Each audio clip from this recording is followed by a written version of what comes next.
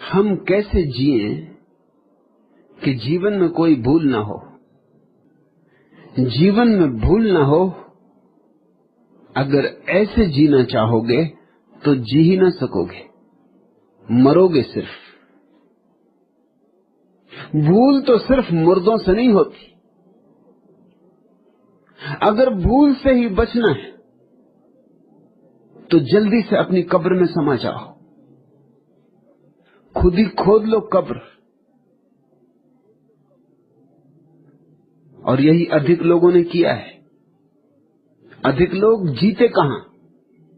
क्योंकि अधिक लोग भूलों से डरे हुए, इतने डरे हुए हैं कि जिए तो जिए कैसे, कहीं भूल ना हो जाए।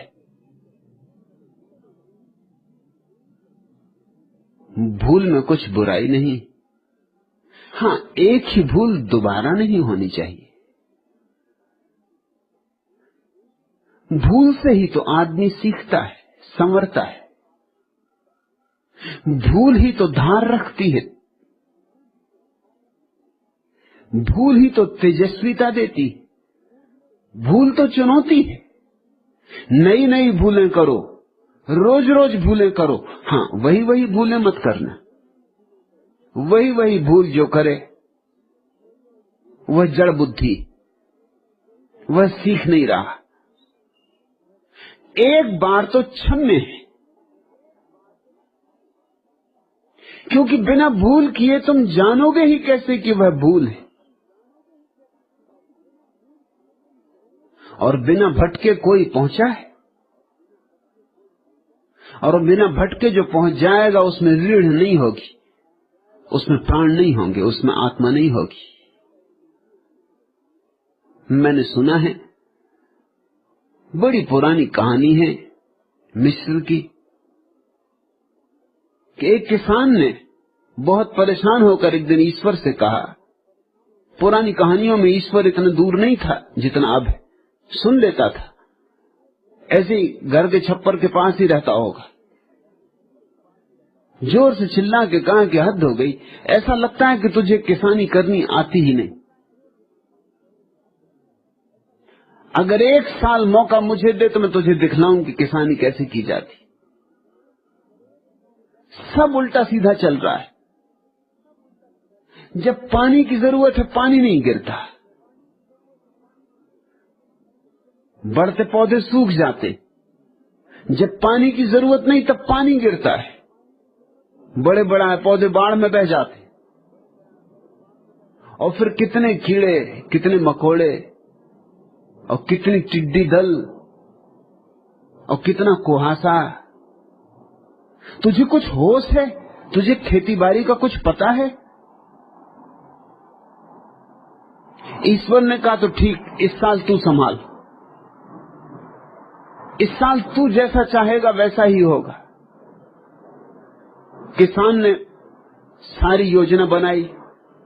जीवन भर का अनुभवी किसान था। पाले देखे थे, ओले देखे थे, तूफान देखे थे, आंधियां देखी थी, अंधड़ देखे थे, बाढ़ देखी थी, सूखा देखा था, सब देख चुका था। उसने बड़ी व्यवस्थित योजना बनाई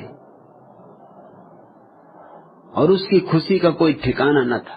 जब उसकी गेहूं के वृक्ष, गेहूं के पौधे आदमी के सिर के ऊपर जाने लगे तो उसने कहा अब पता चलेगा परमात्मा को खेती कैसी की जाती।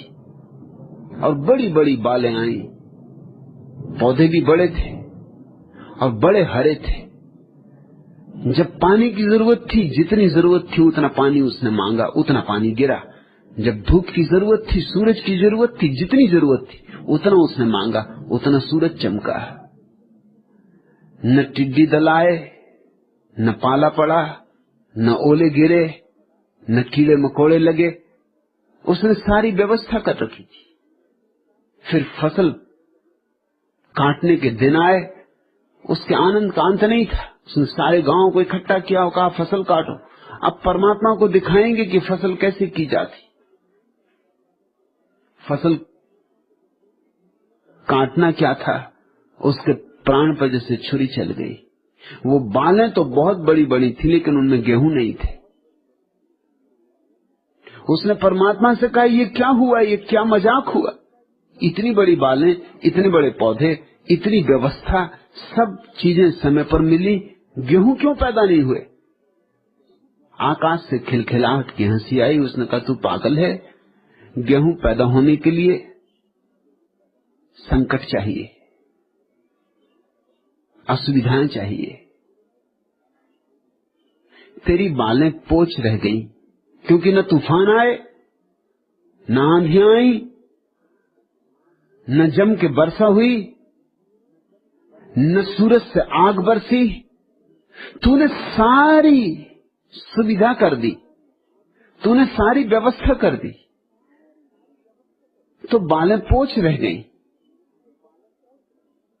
संकट में, संघर्ष में, चुनौती में आत्मा पैदा होती।